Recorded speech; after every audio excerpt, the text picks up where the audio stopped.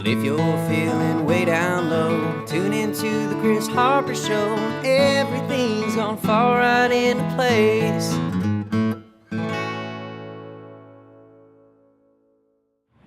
Alright, here's the situation, folks. Sorry for the rain on the lens, but as you can see, it's raining. Weatherman got it wrong, and the rain's kind of coming in a little bit faster than I thought it would today. But instead of going home, I'm gonna go fishing. Why? What are the benefits to fishing out here in the rain? Well, one, the obvious thing is there aren't any boats here at the launch today, except for this one over here that's thinking about going fishing. So the pressure's not as bad. Number two, fishing on the eve of a storm or even through the storm sometimes, you can have really, really good luck with reds and trout. You can flounder, other fish as well. They kind of feed like there's no tomorrow, right? Another reason is all this cloud cover really has the water temperature down, and it's not going to be like 100 degrees today in the middle of October like it feels like it's been here in Louisiana. So I'm thinking I might be able to find some fish feeding activity shallow. So we're going to go try our luck. Let's do it. I should throw out a disclaimer. When should you not fish in the rain? Obviously, in a thunderstorm, you don't want to come out here. There's no thunder, no lightning right now. The first hint of any rumblings that I hear, I'm headed back to the launch, okay? You wouldn't want to take a 10-mile trip in a kayak in the rain, because if that turns into a thunder lightning storm, you don't want to be stranded way, way away from the launch. So pick a place really close. Today I'm in my usual spot because it's only a few hundred yards from the launch, and I can book it back if there's any sign of trouble. Obviously, if the rain were really bad as well and the wind was just really bad with waves throwing you all over the place and getting water inside your kayak, that wouldn't be smart to do either. So just use common sense, wear your PFD at all times anyway. Right now, the wind is non-existent, you guys, and there's bait everywhere. The fish don't mind, they're in the water. Look, even the birds don't mind. They're flying around, they're picking bait, so still a good time to go fishing right now. That might change, but always be aware.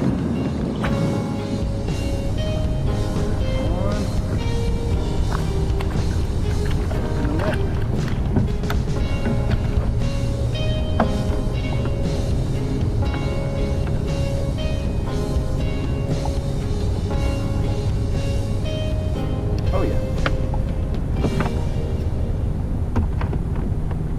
They might be stacked up right here. Let's take a look.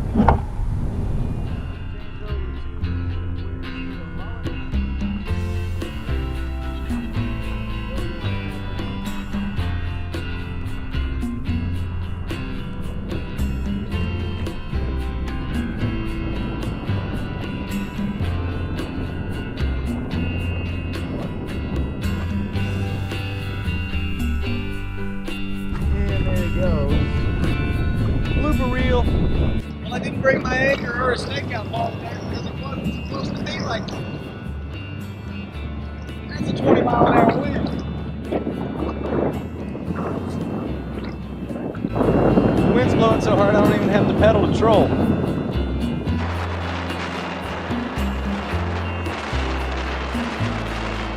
This might be a better fish on some reef.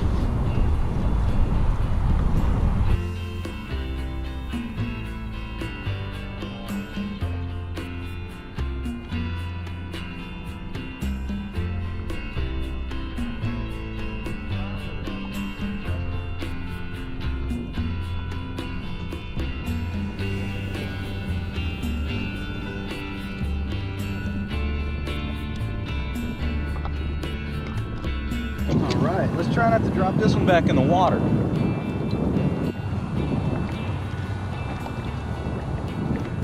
Well, he's not an upgrade, but he'll go on the stringer.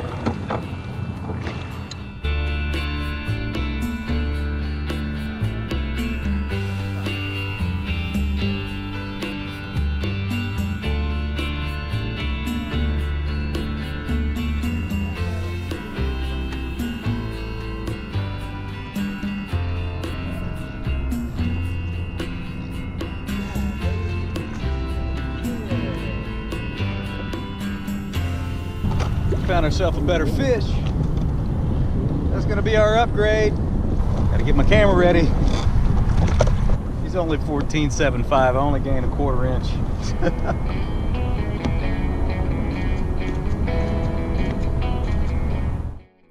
1/2-inch upgrade, but we'll take it.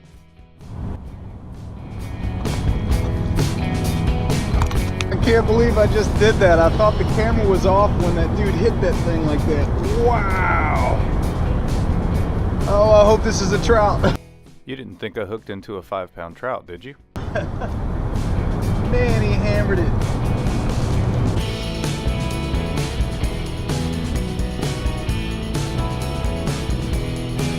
Oh, this is probably catfish. That's just a gaff top. Oh, that got me excited the way he hit that thing. In my excitement, I reached back and I turned the camera off. Right when I turned the camera off, I threw a popping cork out, and I'm pretty sure this is probably just a gaff top.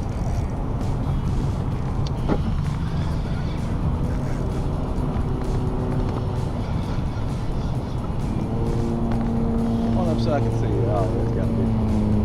And it's a gaff top. Who knew it?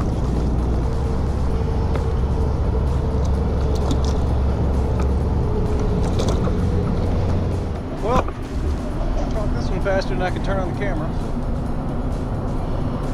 Okay, really committed to it.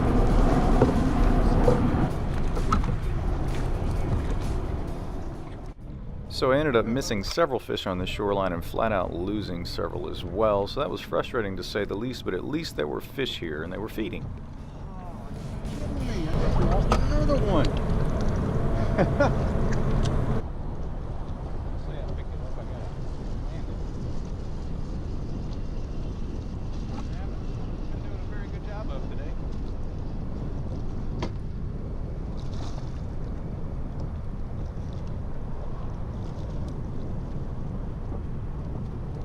I don't even have to measure him.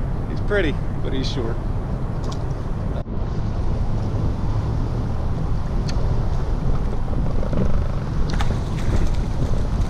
Oh, these are some small fish.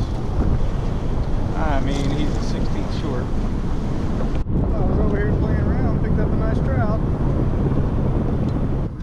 Alright, so check out what's going on right here. The doofus is at large today. I pulled the stringer off because I'm pretty sure this fish is going to die, but I wanted to check just in case to see if he was going to measure for the CPR tournament. And there goes my stringer and the fish. But I was preoccupied with the fish, so I didn't even realize that my stringer is probably about 20 yards behind me at this point, floating with the current. Doofus.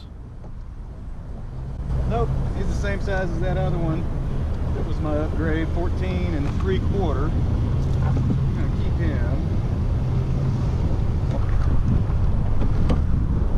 And I just realized that I dropped my stringer. Why would you untie the stringer, Chris? It's a good thing it's got a float on it. Watch as I get closer to it, they're gonna try to run away from me. See over here.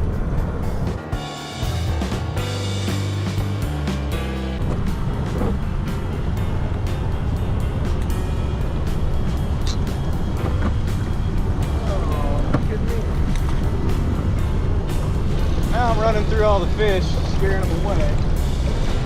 Trying to grab my stringer. There we go. George, you get outsmart me, man. You did. Might be a little better fish right on the edge of the channel.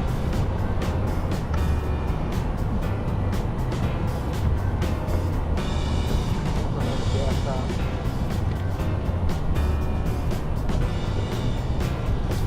Acting like a gas top. I'm trying to side those.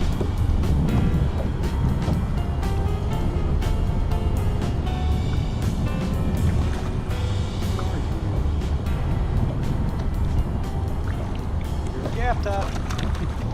Just about time to call it a day. Unless I really get into a good mess of fish here, I'm going to end the video now. So as always, if you like this video, leave a thumbs up, subscribe to the channel, tell your friends about it, and we'll see you next time right here on the Kris Harper Show. Y'all have a good week.